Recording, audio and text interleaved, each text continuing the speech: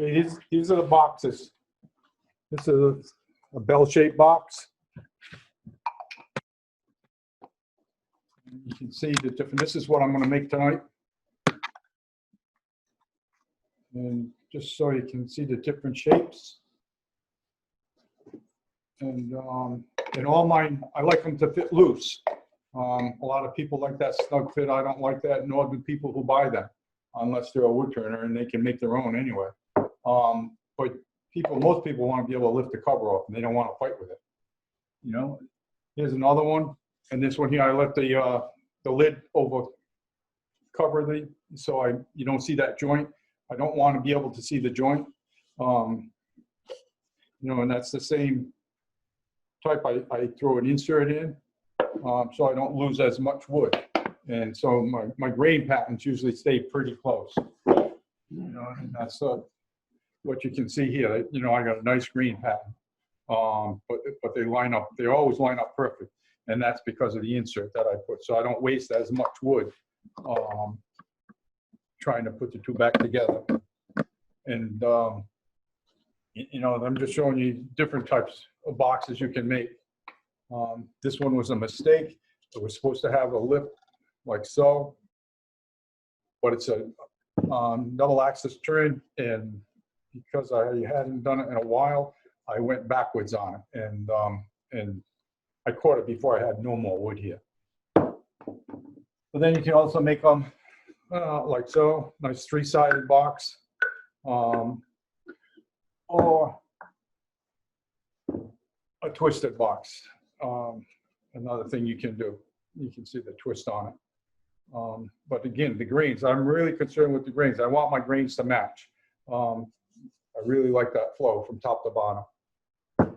You know, and this was a piece of, you can actually turn green wood, and this was a green piece of red oak, because it's end grain. Usually when they shrink pretty uniform. And then once they're done shrinking, you don't want to leave it on while it's shrinking, but once it's done shrinking, then you can hit off the high spots, and then the thing will fit pretty good together. But again, the grains, I really want to see this match up. And I started to burn my joint, so you don't see that at all, which is nice. And I got a beating tool, so I'll show you that beating tool too. And this is a guy named Bonnet Avery. He's from France. I seen him in Georgia. And he makes boxes like this, and he's the one who showed me the insert.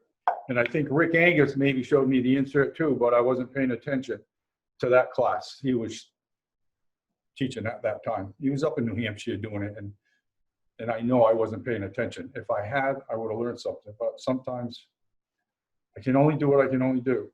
But he did that same thing, but he also makes this with a skew, which amazes me.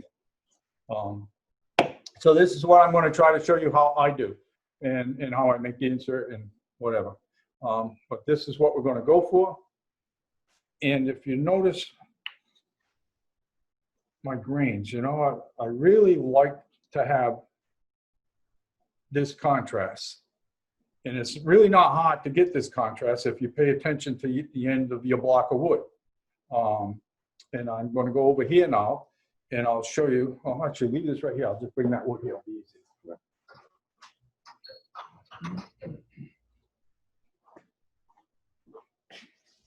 You know, so this is the block of wood we're going to turn. But you can see I put my center here between the heart and the sapwood. So I'm going to have a nice balance when it's done. No matter how big it is, it's still going to be a nice balance. And I try to go for that. I really like that balance. And I do the same thing with my bowls. You know, the balance. I'm always looking for balance. I don't want it to be lopsided. I want all this over here, because then it looks a little donkey to me. I don't like that at all. I like a balance. And a lot of people like that balance without knowing it. They can see two bowls, one with way off and then one with that balance, and they go for the balanced one. But okay, so now I'm going to try and turn this down, make it round, and then I'll try to make this as quick as I can for you.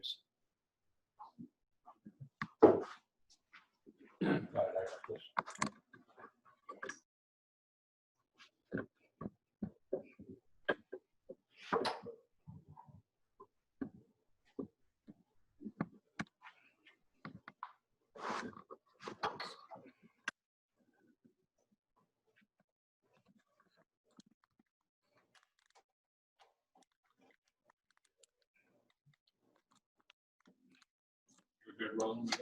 Perfect, yep. You know, I'm also using this cup center. You can see that. Okay, great. You can see that. So it's nice. So if this gets caught, it only spins on this. This will drive, but if I get a catch, it'll spin on it. So it's a safety.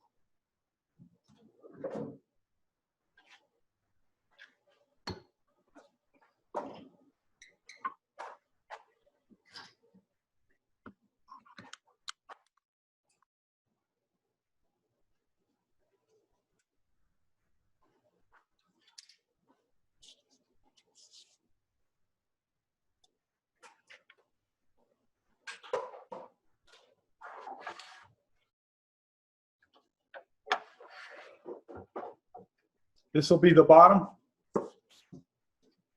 I had some stuff going on, but it went away. But this will be the bottom, this will be the top. So I'm going to put a tenon on here right now.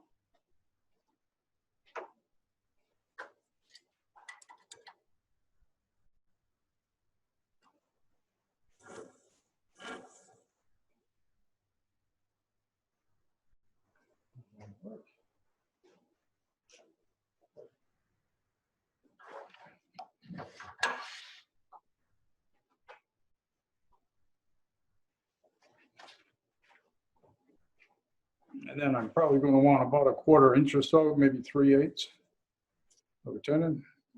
Do the same thing over here.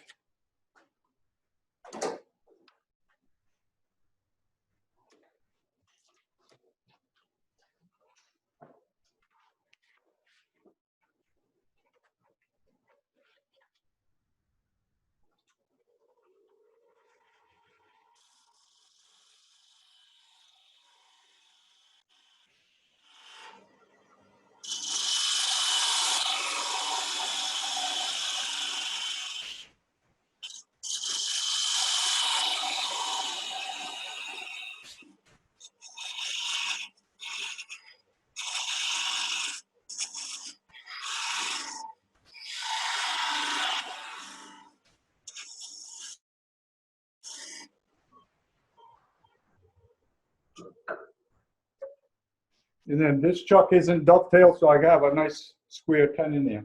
I'm gonna take a little bit more off the underside right there.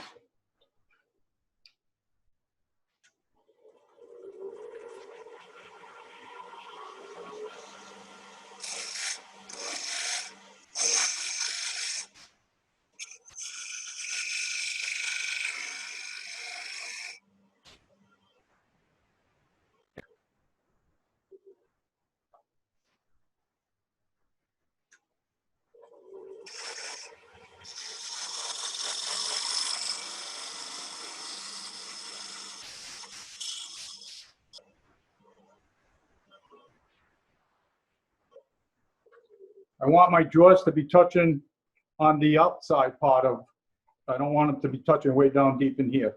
Otherwise, then that thing wants to flop around. So as long as I have a nice recess there and I get that cleaned out, it should fit pretty good.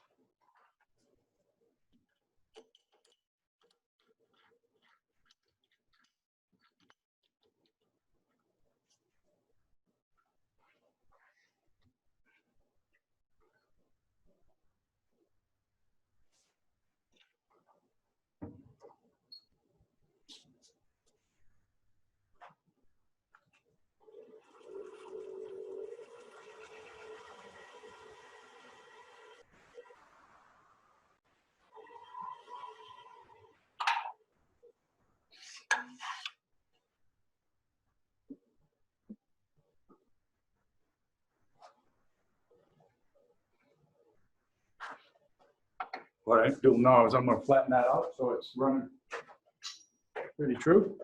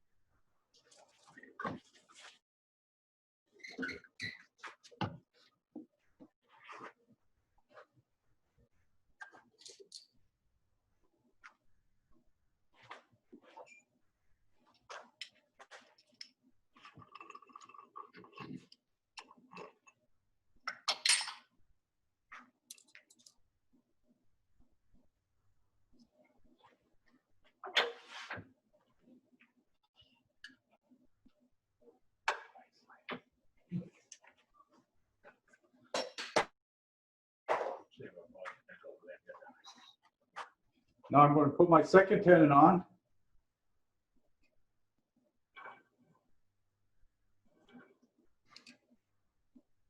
And that'll give me an idea how much wood I have to play with.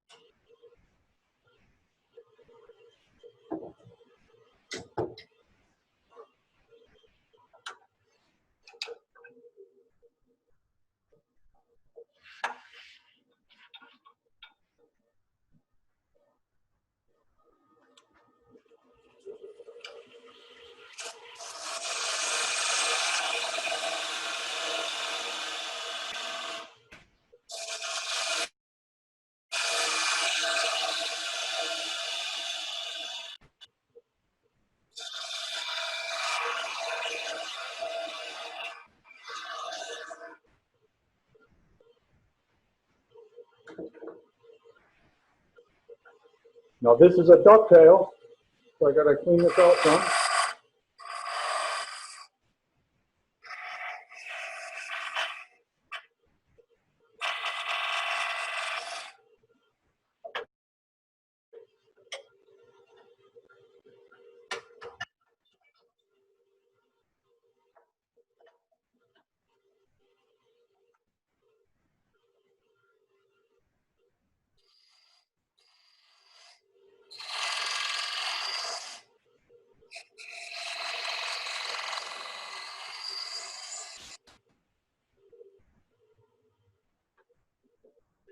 And now I have the dovetail and I put that relief on the back, so the outside part of my drawer will fit on here. I don't want the inside part of my drawer, nor do I want this area. So this is going to be above that.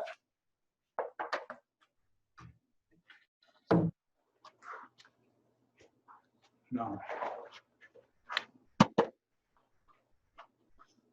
the next thing we want to do is figure out where the box is going to be. So I know this is going to be my lid someplace. And then somewhere over here is my bottom. And then, so somewhere over here should be my middle.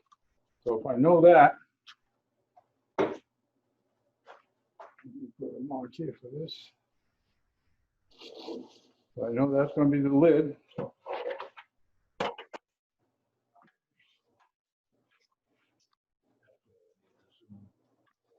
Now this is going to be the bottom. And this is going to be where it's, that belly's a little on the fat side.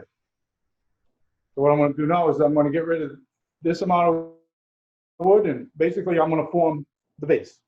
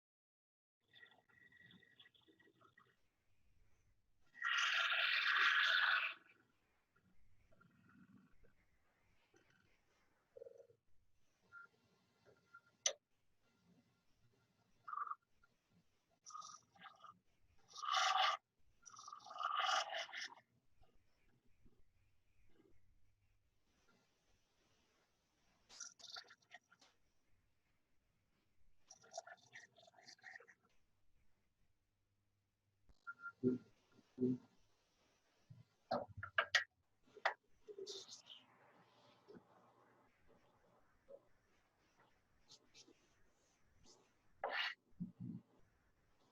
when you're cutting this, you want to try to pick it up from here and make it a nice flow down, one continuous line. And if you feel it, you'll be able to feel where the humps are. So I want to get a little bit more out of here, and then we're going to find out where we're going to put the separation.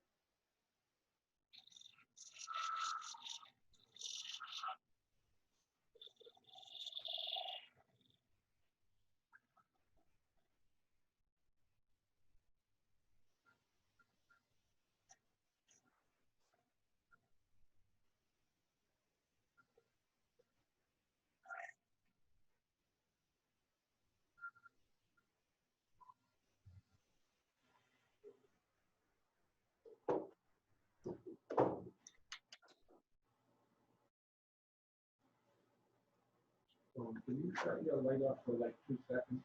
Is that better? Yeah, just when you're showing what you're doing right Okay. Well, I can still see what I'm doing. So what we're going to do now, I need to make a separation. So this is going to be my cover. So this, we're going to put a separation right about here. So I'm going to separate that. And then once that's separated, then I'll hollow out the base, and then I'll turn around and I'll mess with the top, and then I'll make that.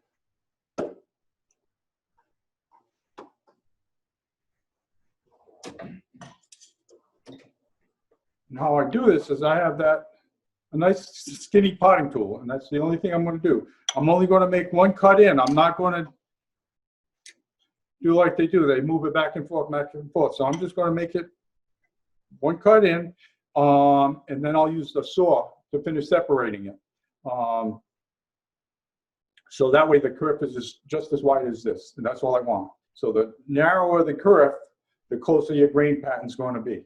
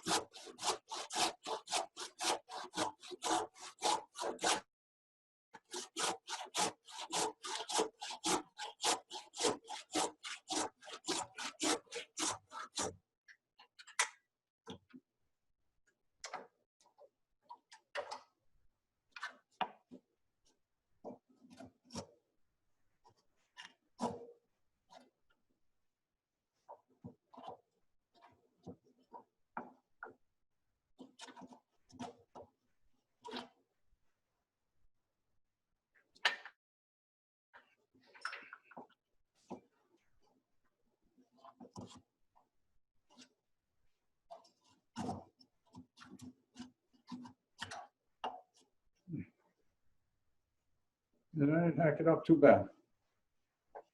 I've got a narrower saw.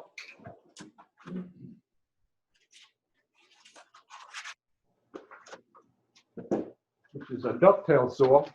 It's a smaller curve.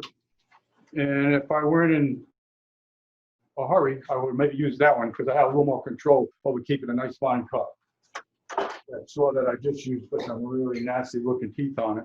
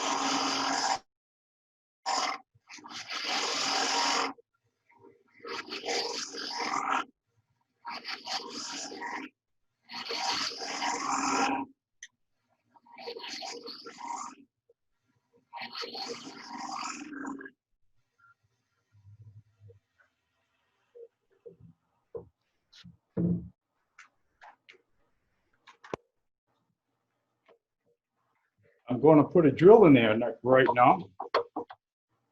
And if you're new, I say it all the time, don't drill it, turn it, because you already know how to drill.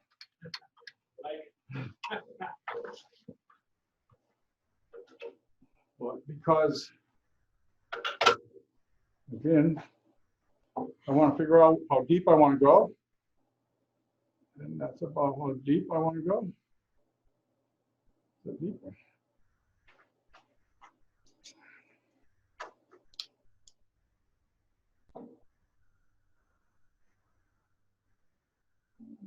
So around that.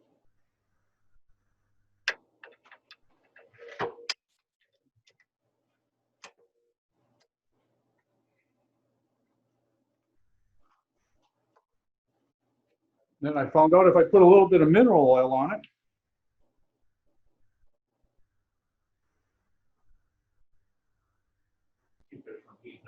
it keeps it from heating up and it doesn't squeal like they sometimes do. Cuts a little bit better.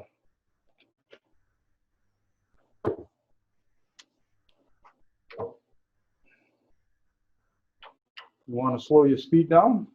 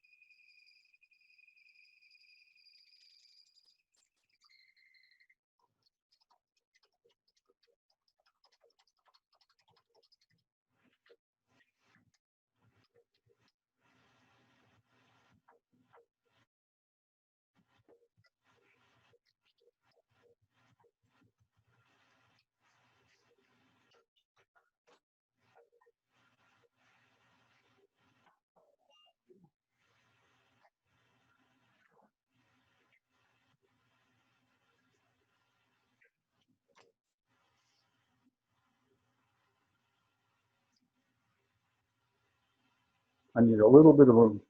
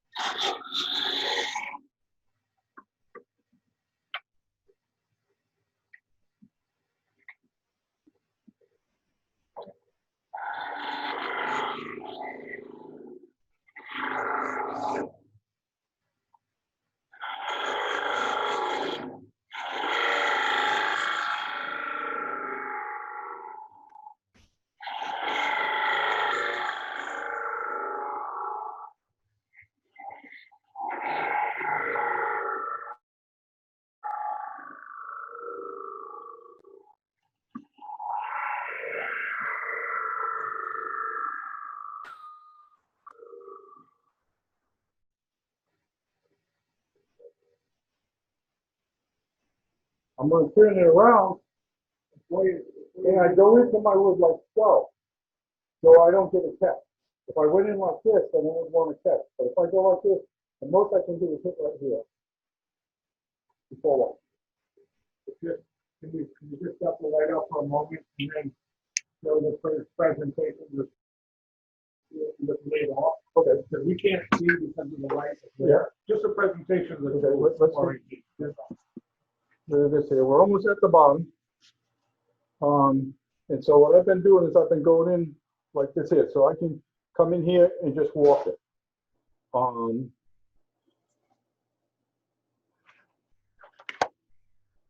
Because here's my tool.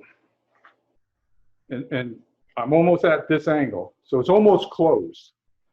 And then I just enough so I can bite here. So it's just biting here, and I'm just coming across and just getting rid. I'm just getting rid of a bunch of wood at the same time, just so I'm get rid of wood. I'm not concerned with the shape or anything. Just getting rid of wood. And it's basically just peel because I'm just on this edge and I'm just peeling it. And I'm just, like I said, just getting rid of it as fast as I can go.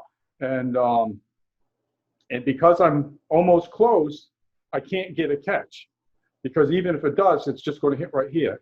So if I try to go in like a normal bowl like so, then I can get into trouble. But as long as I'm almost close, I can just move around, move a lot of wood at the same time. And then when I go in like this here, I'm doing the same thing. I got it almost closed, and it's just enough to catch it, and then I can walk it down. And then so we're going to get to the bottom of this, and then I'm going to figure out what this dimension should be here. Thank you, Roland. Okay, I got to put a light on so I can see what's going on in here.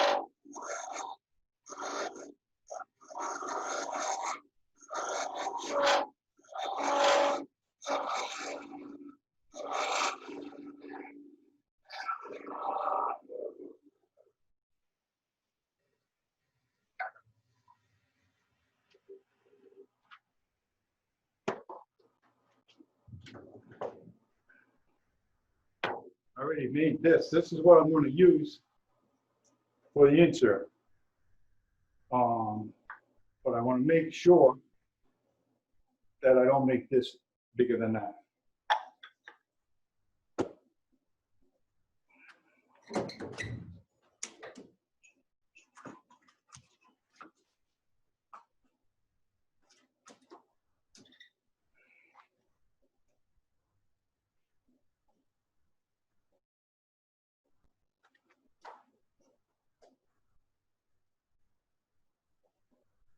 Yeah, glad I checked that, because I never would have left that much wall.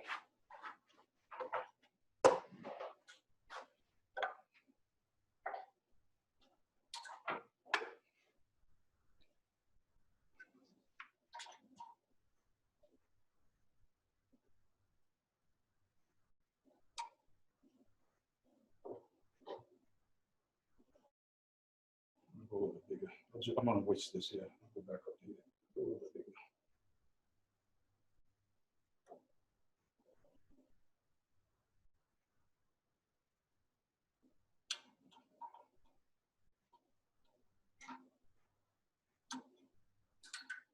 Now, a lot of people will describe this when it's running, and I won't, because I went to a Jimmy Clue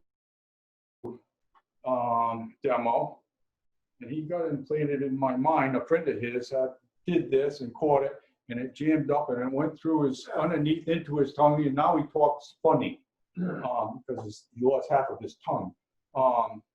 So I remember that, and so there's no way you're going to catch me doing that, because I like this tongue of mine. But that gives me an idea that that's what I want. So this down here.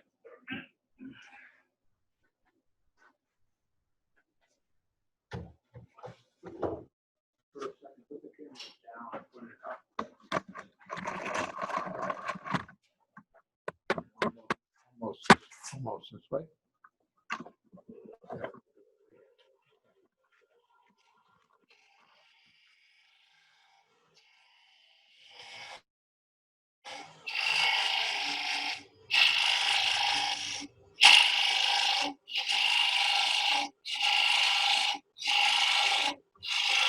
No matter what, we can't get around.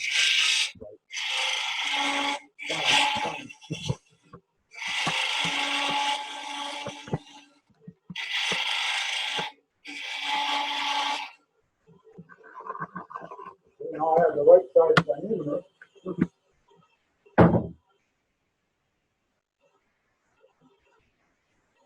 You know what I have to do?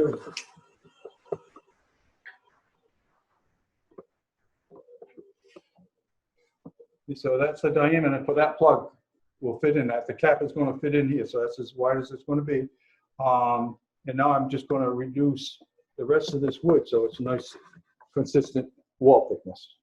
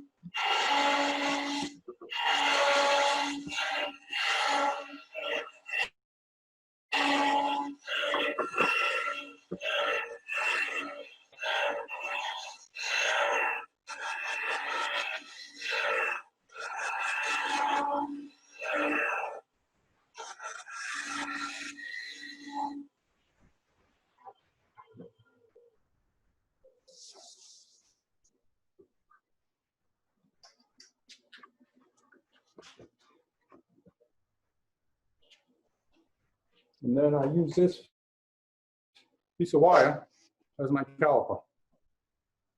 And while I'm measuring, there's a little bit of clearance over here. So I don't really care what my wall thickness is. I just want to make sure that it's the same, so when I walk it down, I got the same until I get to the bottom. I get a little heavy at the bottom. So now this wall thickness is pretty good. Now I can actually feel it. So I'm going to go back and get rid of some of that wood on the bottom.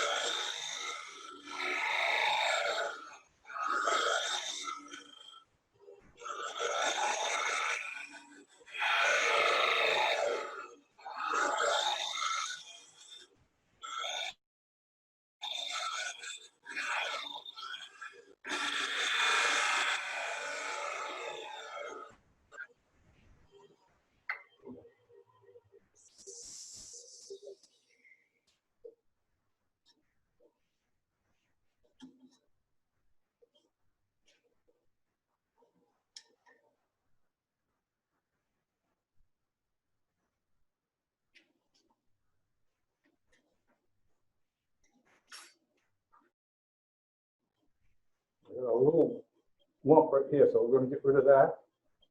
And that way it's going to feel good. So whoever buys it, they'll be able to feel it. It's going to be a nice smooth wall all the way down. And then at the bottom, I still got a little dimple in the bottom there. We're going to clean out a little bit more of that bottom, but I want to get rid of this little high spot.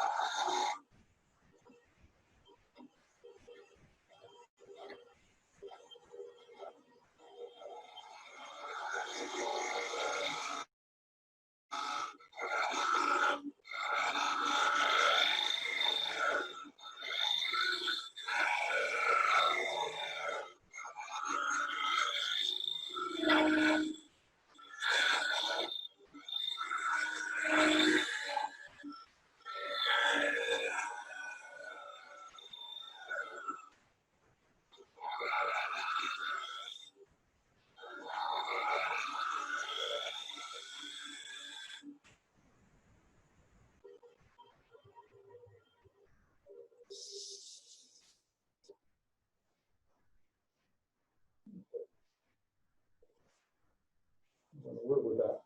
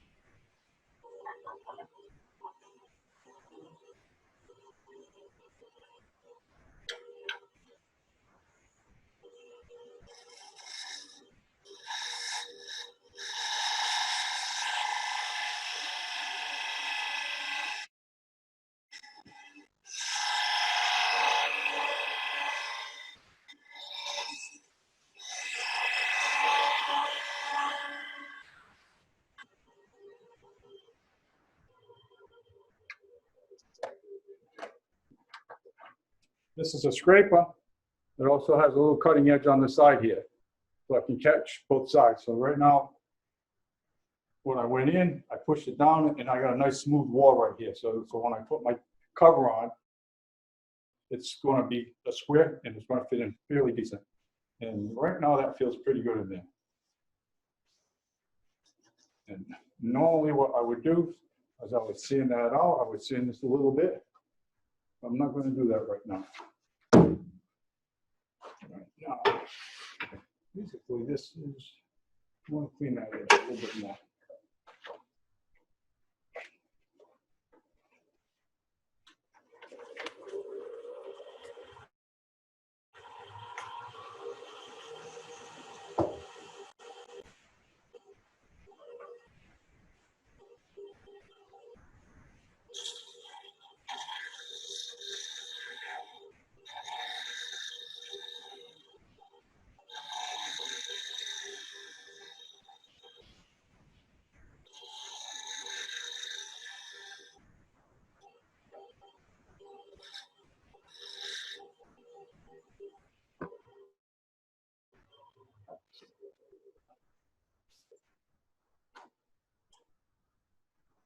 And then I want to make sure that this is pitching in. So it's a little bit of a relief. So when that cover goes on, it's going to touch the top. Both sides will touch the top and fit fairly good. So that part of it is done.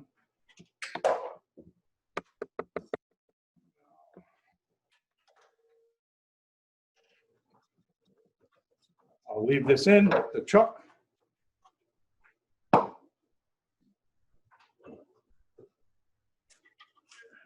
Put this one back on here.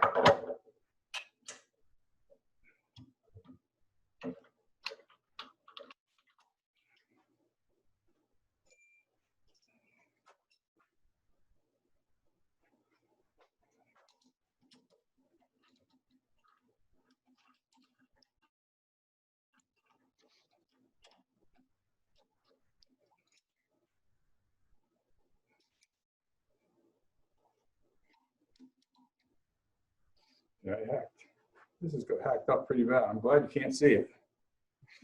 Could have hacked that up with that saw pretty bad. But this isn't going to matter because once I put those two things back together again, I got so much wood extra here that I'm going to return that and get rid of that. So it's a nice smooth transition.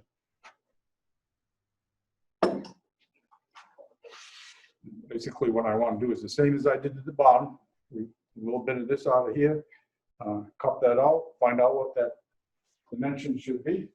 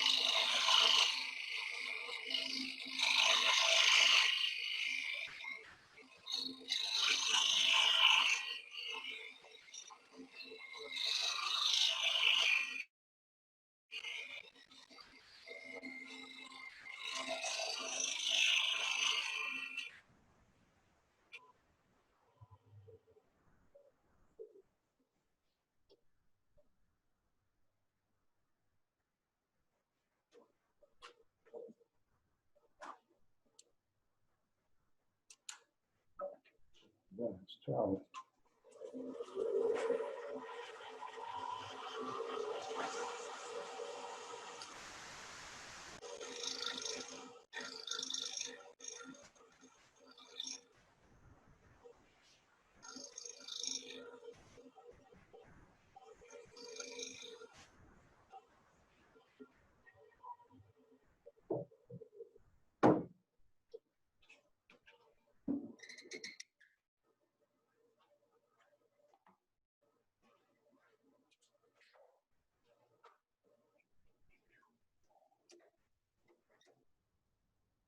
I want to transfer this inside dimension to here.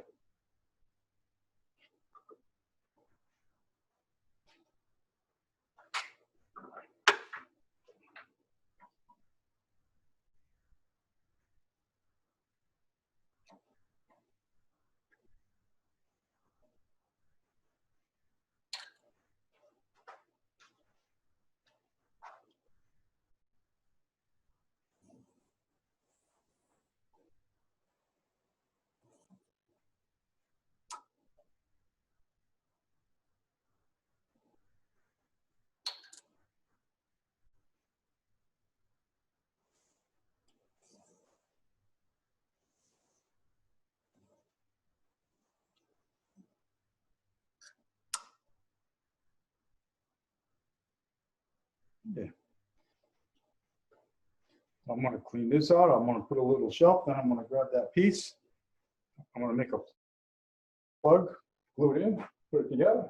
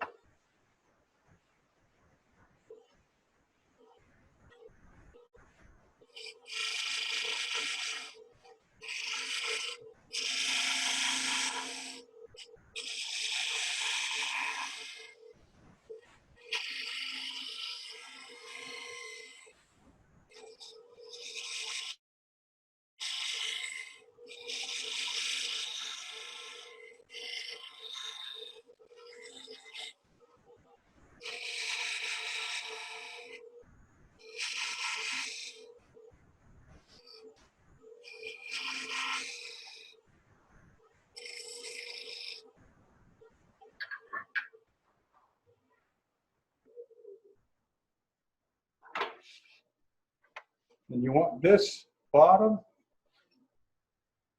to be fairly square. And looks pretty close right there. Because when I push that plug in, I want it to be able to hit this and the wall. And I want it to be fairly square. So this should be a 90. And that looks pretty close right there. I can live with that. And then this part here, once I make that plug and glue it in, then I'll finish this out.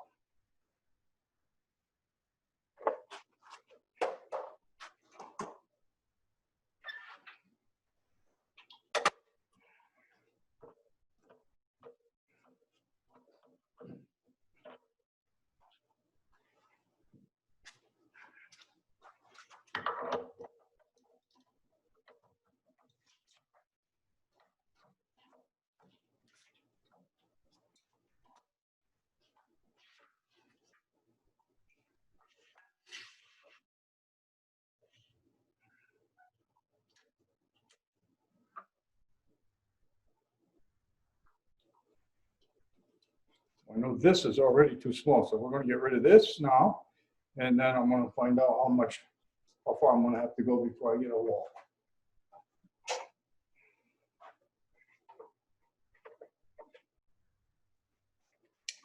You can see it. So this part here is already too small.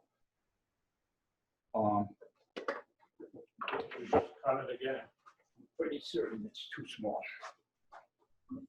Yeah, but what's just right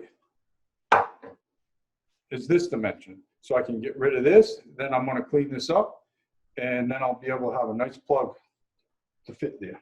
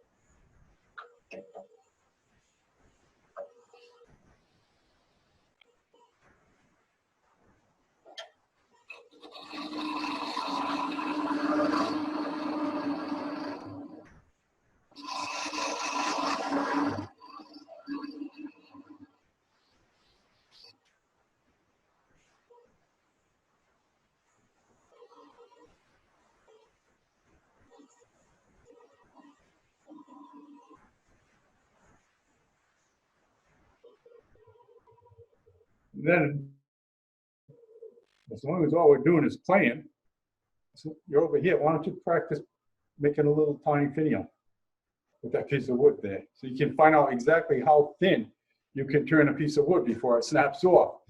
And who cares? Because you don't want it there anyway.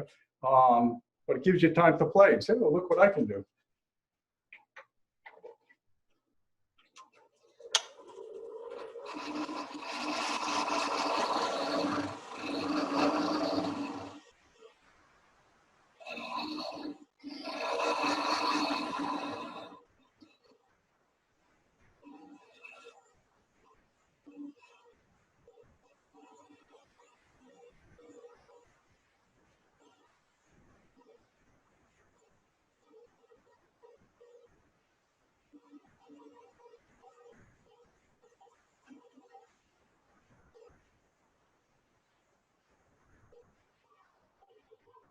You see that?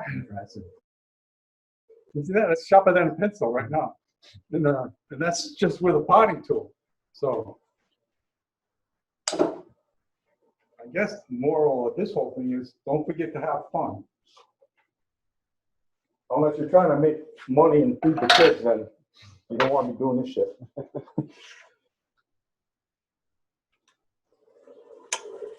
So now I'm just going to get rid of it.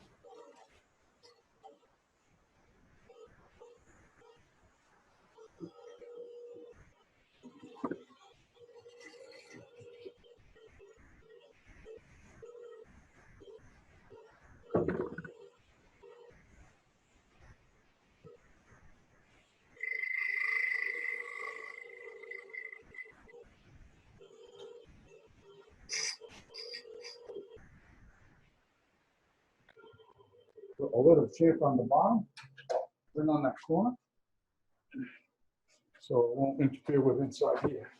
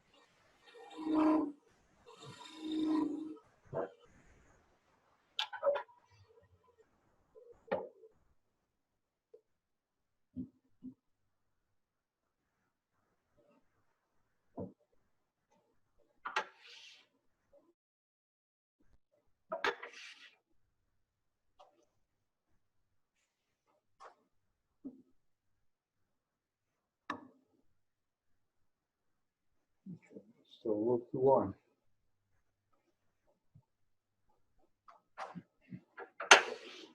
Yeah.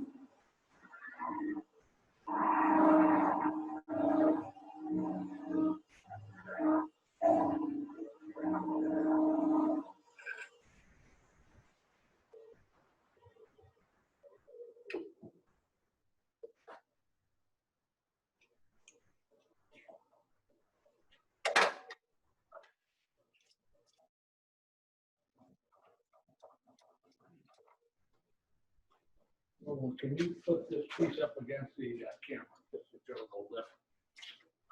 You know, because there's, Oh. not very much going on. Okay, it's about 3/16 of an inch. This little lip here. And now this plug is I'm gonna open this up a little bit more so this plug fits in here. Because right now, the widest part fits in the bottom really nice. So I can open this up just to make that fit nice, and then I'm gonna glue this in place. So it doesn't have to be real deep. 3/16 is fine, 1/4 inch is nice. But just enough so when you put it in, it glues itself in. And you'll see when I twist it into place. And the other thing, so before I forget, when you do glue it, make sure your grains are matched. You don't want to match, go opposite with your grains. So your grains like this, the grains are running this way, the grains are running this way. So when I glue that together, it's going to be, so that way when it starts to shrink and move around, you won't have competing forces. That has to come out of the same piece, cut in the same direction. The same piece of wood before you start, you know that. It's just end grain. But as long as they're running, Right. but if you've got them opposing, then they're going to want to move in different directions. So what I want to do now is open this up a little bit more.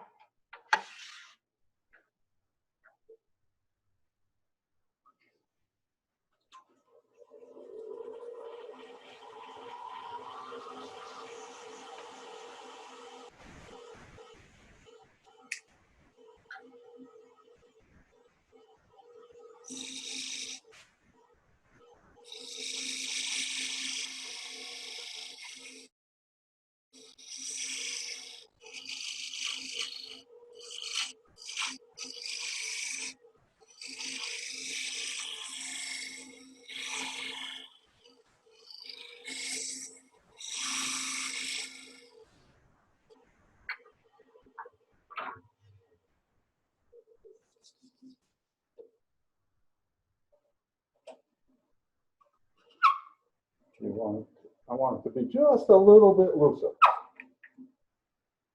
Because once I put the glue on it, I won't be able to spin it because it's going to jam itself right up real quick. So I want it to be just loose enough so I can spin it fairly free, but not so much so it's flopping around. But just so I can spin it, and then I'm going to bring my tailstock up against it and press it into place. I just need just a little bit more.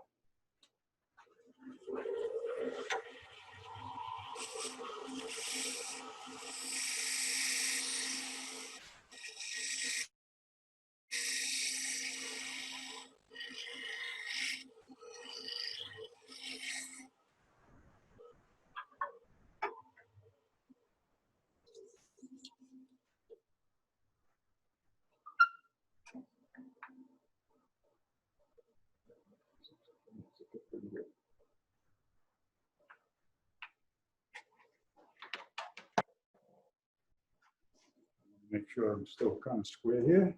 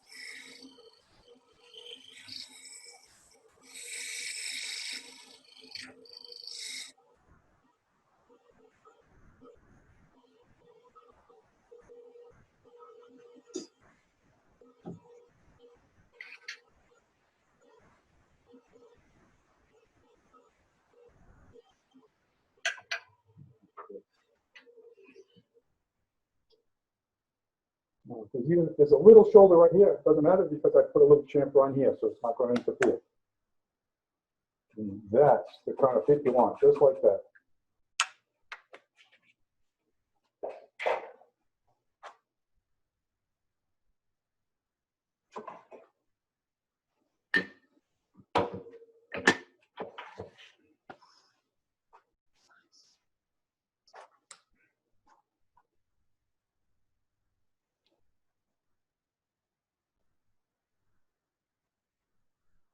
You don't really have to be too concerned about the glue where it's going to, because you're going to,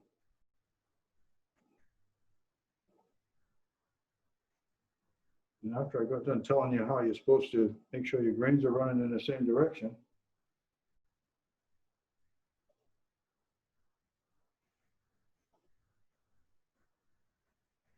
And that's close enough. Let's see.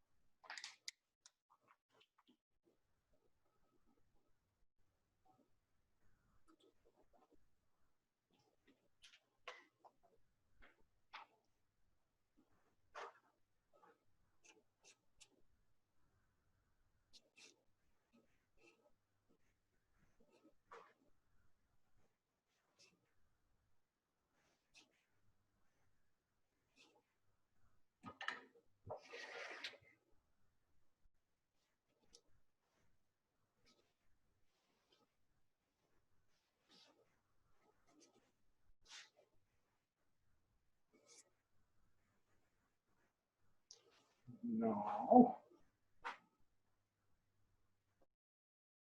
If things work out the way I planned, I'll be able to start turning that without it popping out of there. Up till now, that's what I've been able to do.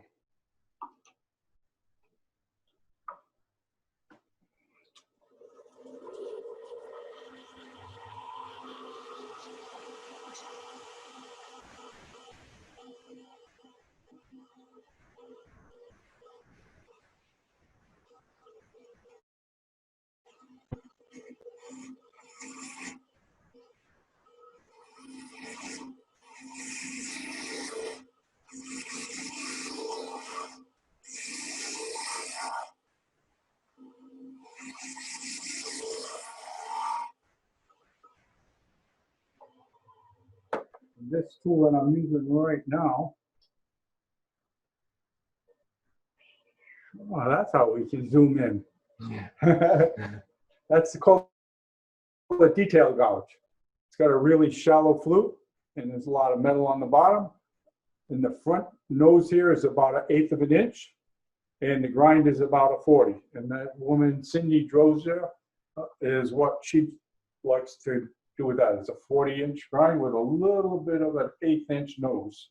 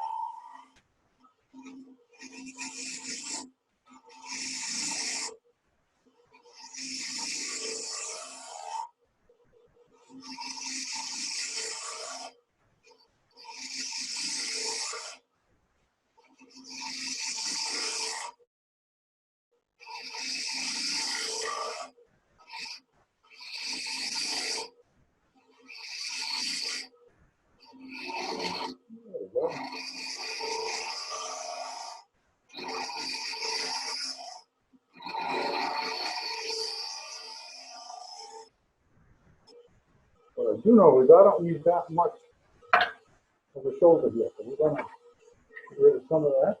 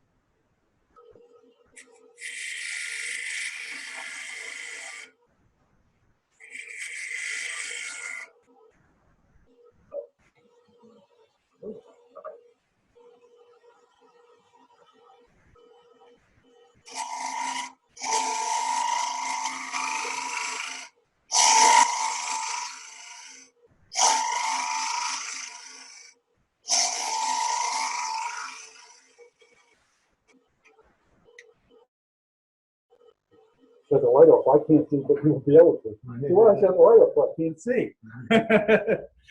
I want this wall thickness to be about the same as that, if you can see that. And I believe you can. So you don't want this to be big and fat because it won't look like it belongs. So I'm going to make sure this is just about that. I'm not going to measure it. I'm going to do it by eye, close enough and put.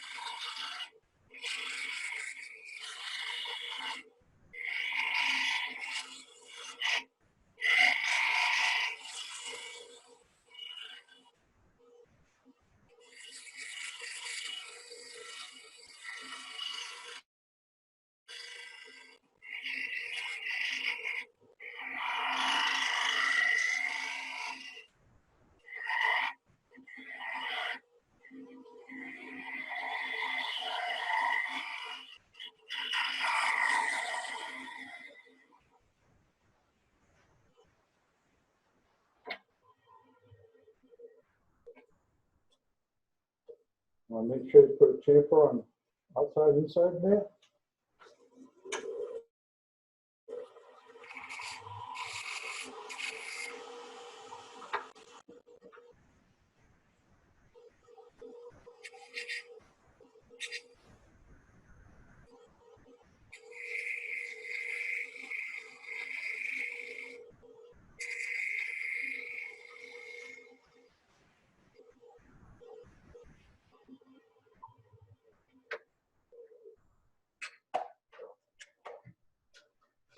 And what I would do now is I would sand this out. So I just put a nice little dome in here. Just want a nice dome. So when you pick it up, you look inside, it looks like this all belongs. It doesn't look like it's something that's put together half-assed. So you wanted to sand it out, clean it up nice. But we're not going to do that right now for the sake of time. We're going to take this out of here. Before I do that,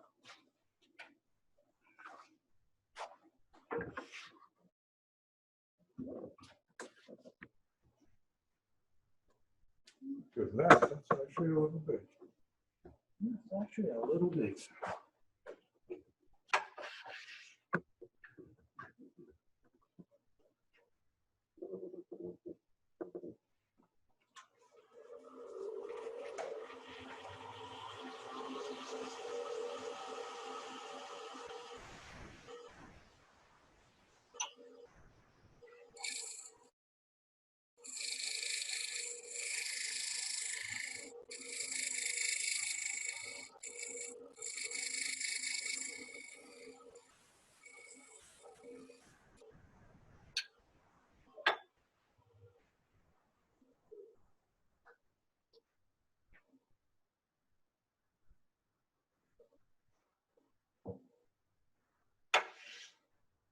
Now we want it to be snug, because we're going to use it as a jam jar.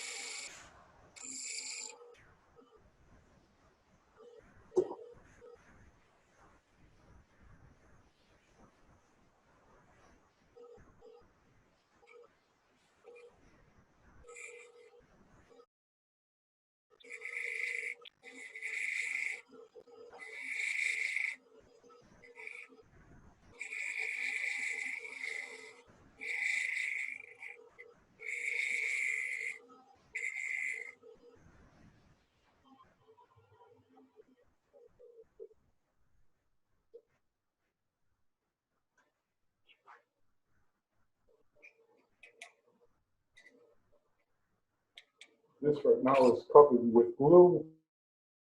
I was inside there cleaning that out, that wet glue. Oh, very good at all.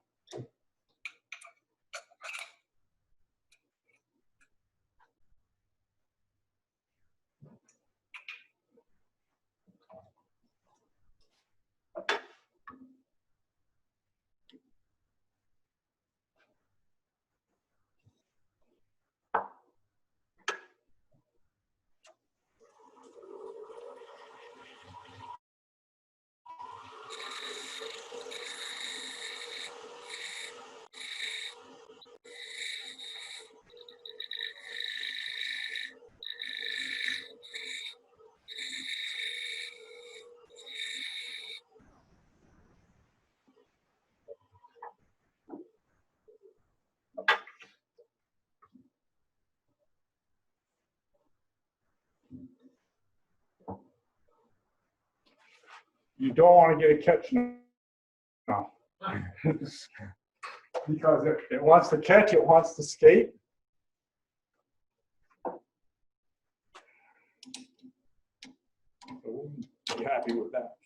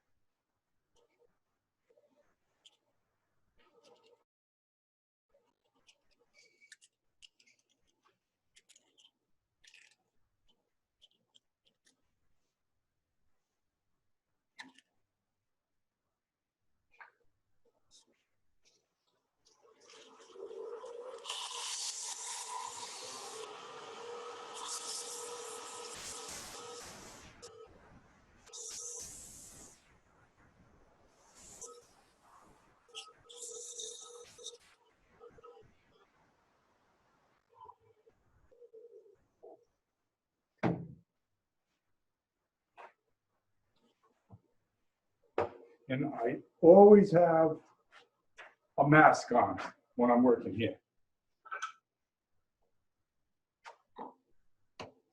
Not sometimes, always. Because I like my lungs. And I don't care what you might have heard on TV, masks do not kill people. I've heard people say that, but it's like, wait a minute, I don't think that's true. Because I've been wearing my mask for a long time. And I can still breathe fairly well. So I got enough wood in here right now that I can clean this up a little bit more and get rid of some of that cut off and make that kind of blend that together pretty good.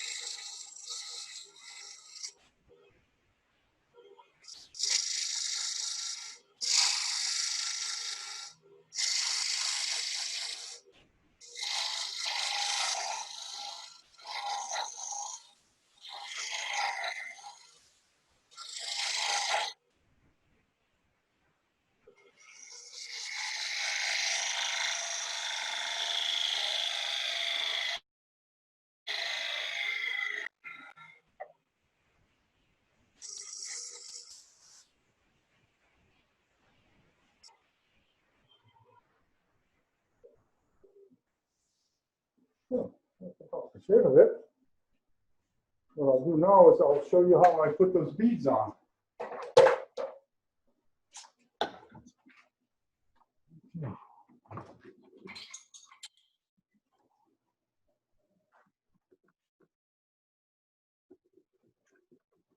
And there we go.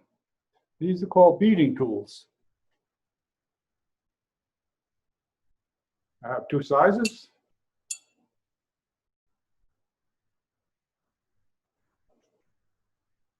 And, I'm going to start with is the bigger one.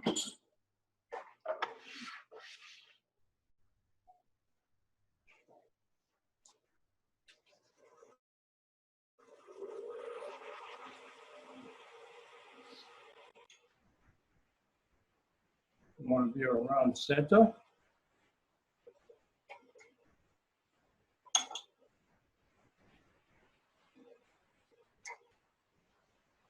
And what I'm going to do is I'm going to enter this little fine point right where the joint is.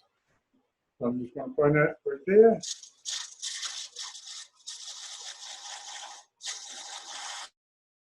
Now I make contact here, and I can just walk it over. And back.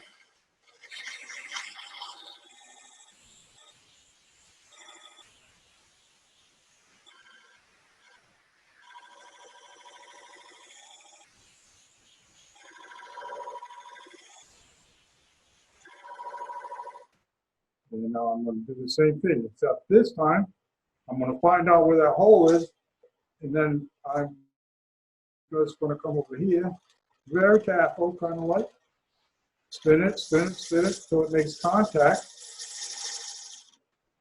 And then I'm going to find this hole.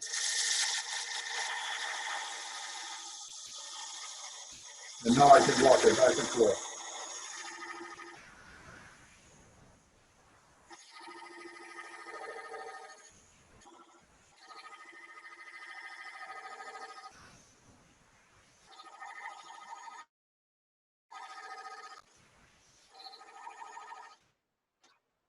You know, if I didn't do it that way, if I tried to go and it will skate on me, just like a skew wants to skate. So I make sure that I find out where that hole is, that seam, and then I find it and I just touch it, and then I make sure I go in here where it's not, there's nothing.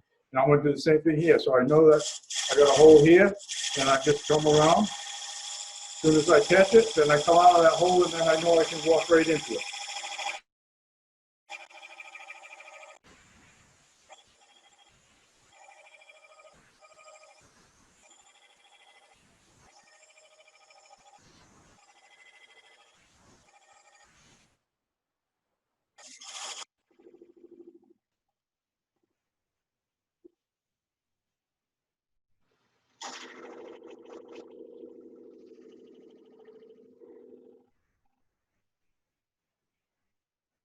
Yeah, now I got some nice beads. Let me put one more here.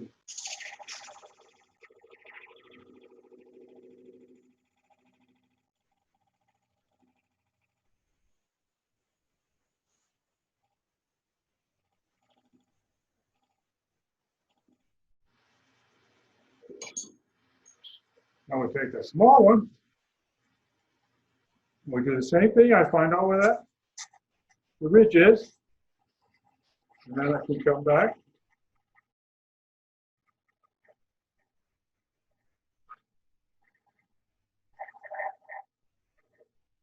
Then we're going to do one more on top here.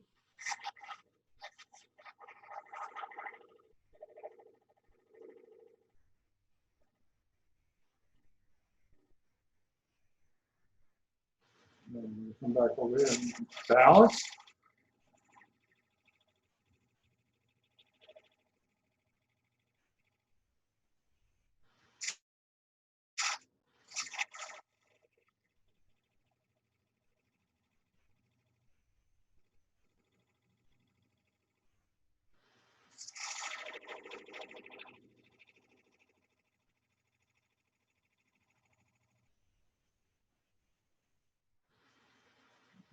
Okay. Now,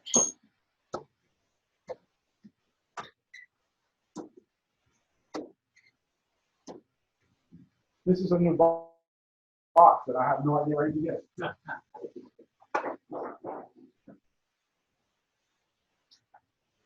But at least I know it's in the drawers and it's not underneath the chips all over the place. What we're going to do now is we're going to burn. So there's the beets. They look pretty good. That works. It's going fast. Now I'm just going to drop it into the groove.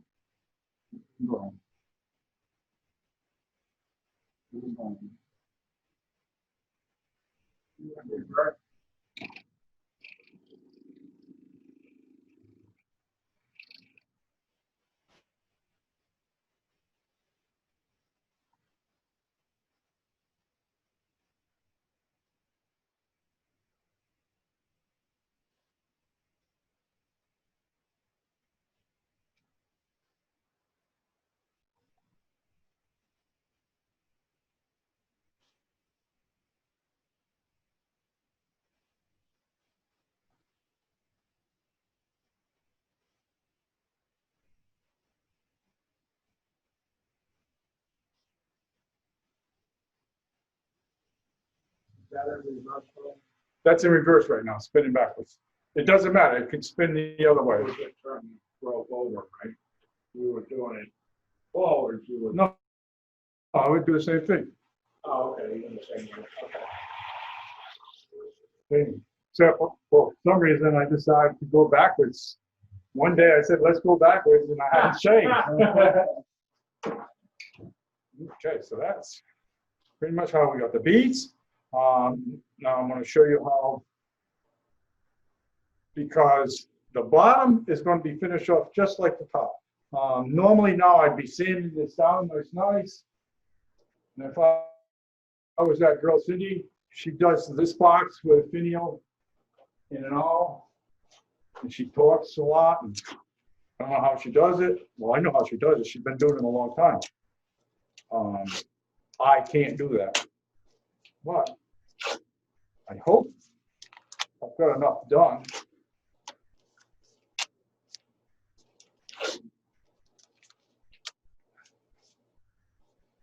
Now this tape is not going to keep it from flying or from popping off. It won't keep it from popping off, but what it will do is it won't fly across the room. It might pop off a little bit, but then I can just put it back on.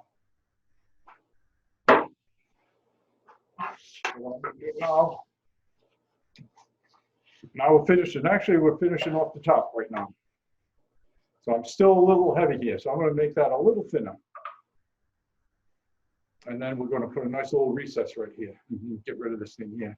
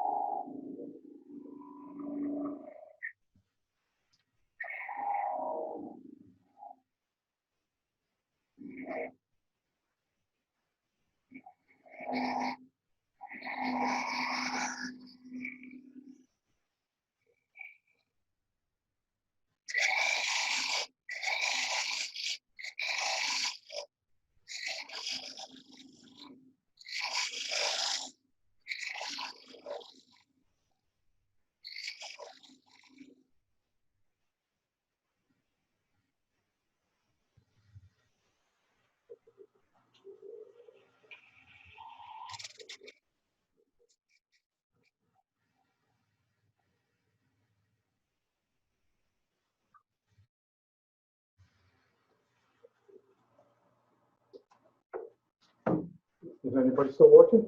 Yeah. Man, buddy. I put that little recess here. So when it's sitting upright, looking like a vase, it almost looks like this, it's a hollow here.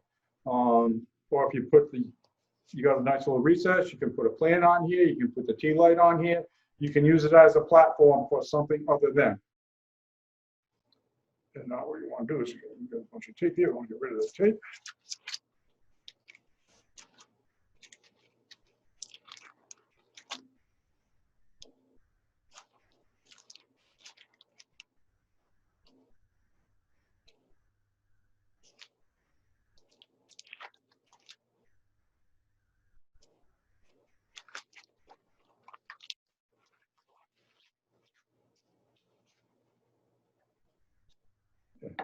It's a pretty nice fit.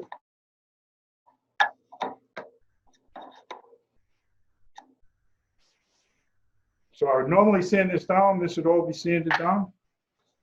This part's done. What we want to do now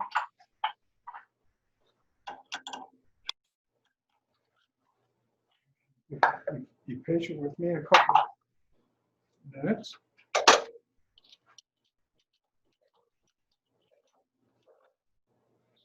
I need one more here.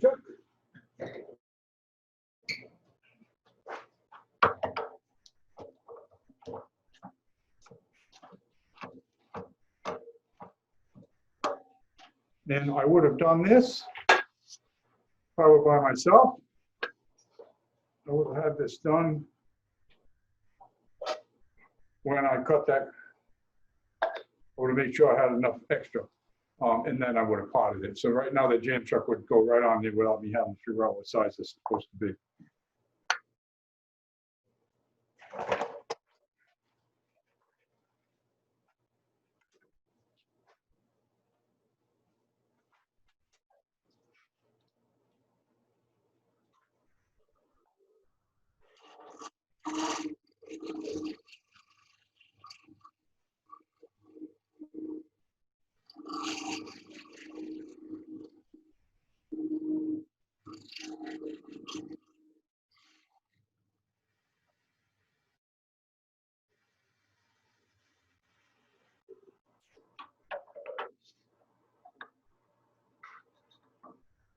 You can live with that, you know that.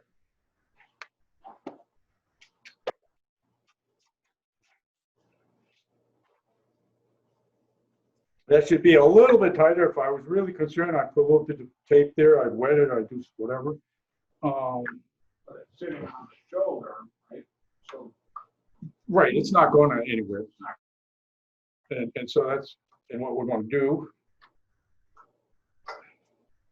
Bring it tight. Now, go back to the tape.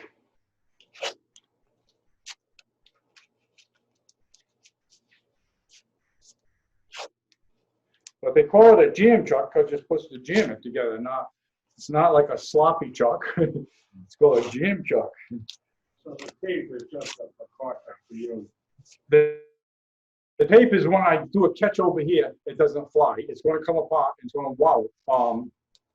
But it's not going to fly. So when I get that catch, so that's what it does. It saves it from flying.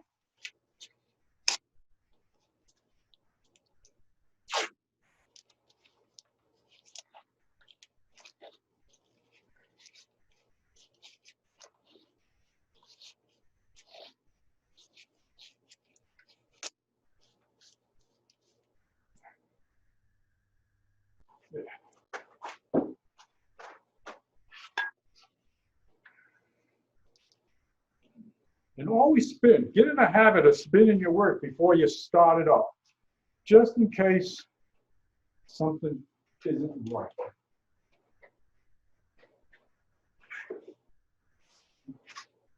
So now this is all wet. So I'm going to get rid of that and I'm going to clean up that bottom.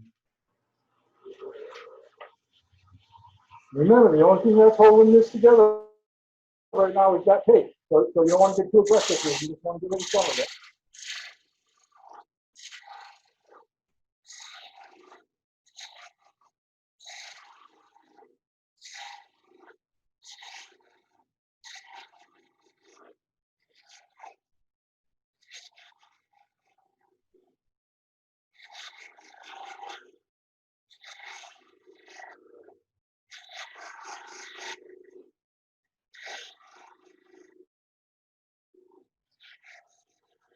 what I can do now is clean up that line. Okay.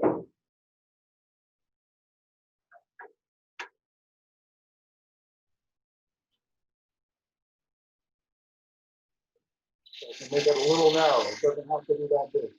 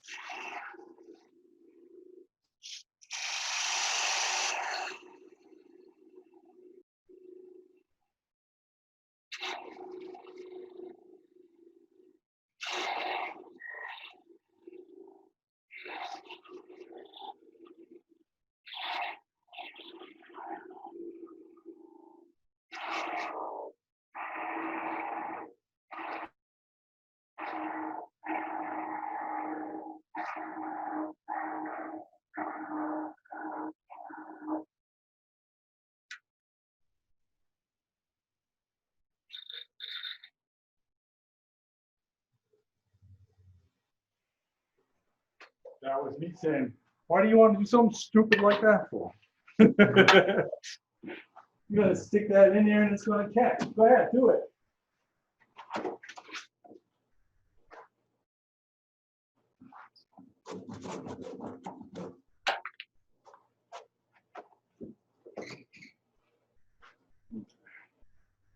I'll finish that off. Unless you're gonna finish that off with a little bead on the bottom there.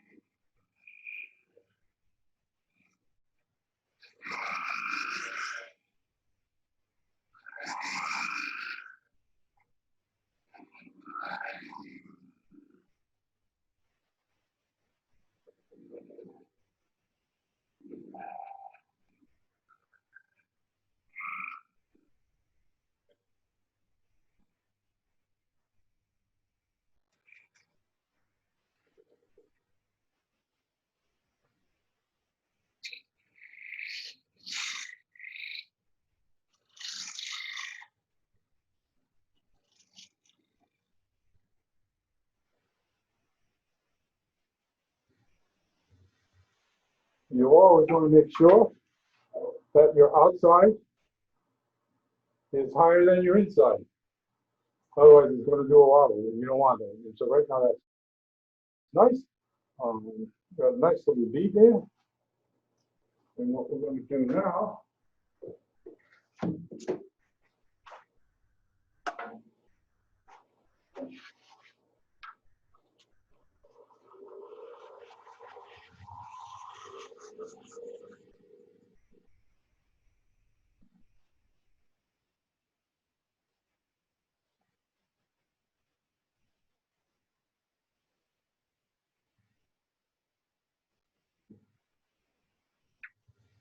Now, I didn't put a lot of pressure on that wire because the only thing that's holding that together is that tape. And normally I would have a little block that I could come up against here with, and then I can do whatever I wanted. But I think everything goes right. We might have something that looks like a box. This was the bell, you would have, so you would have been turning that bell shape top. If this was the bell handle would be here. So you And would have so- left that tenon on. That tenon would have been here, and then I would have turned that. That would be the last thing I did, because there's no way to hold that. So that top of that would have been jammed against that. And then I would have turned that down. And then as long as it's between centers, jammed here, I can get all that work done. Then I can still take it off and then clean up the very end of it.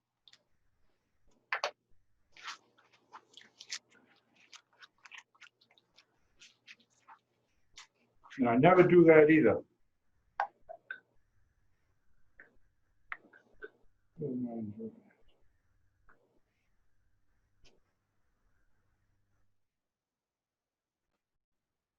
And that is kind of like what we just did. If I were doing this by myself and not in a hurry, this would be a little thinner. This would be a little bit better. This would be a nice sharper. Right now, it's too heavy, I think. It's a nice little box, but it's too heavy. I would have made sure this got narrow and it dropped down. This would have been a little bit less. I would have had it all sanded beforehand, before I took it all apart. Every step I would sand. So when I finally finished, it would be all sanded. But that's it. So I hope you're still here. Okay, you got time for questions?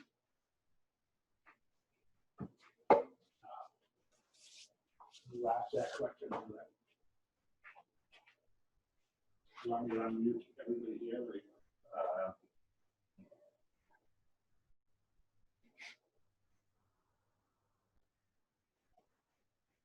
How many people came? Anybody? That doesn't. Okay. Everybody can unmute themselves if they want.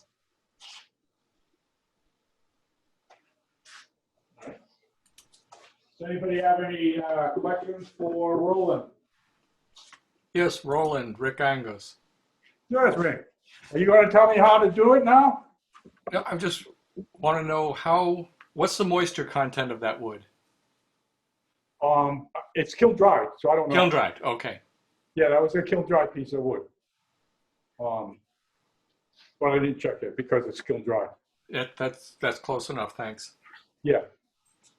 And then if it were green wood, I wouldn't do that. I would wait until it was semi-dry.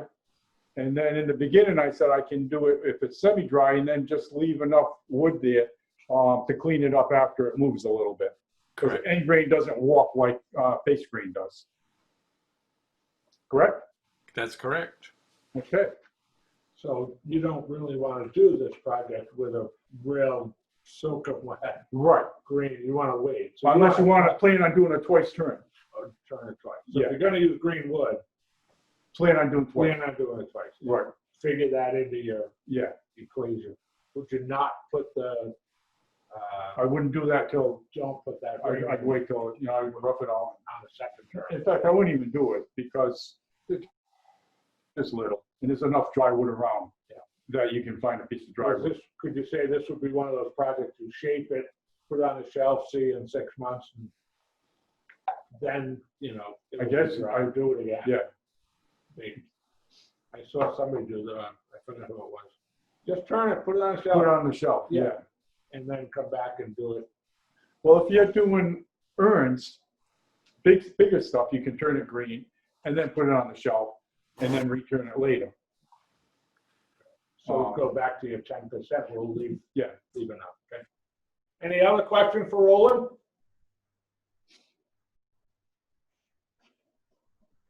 Okay.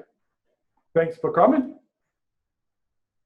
All right, so we'll wrap this one up, and we will see you at the August meeting. We've got a really nice demo lined up for that as well. So we hope to see you there. Thanks for joining in.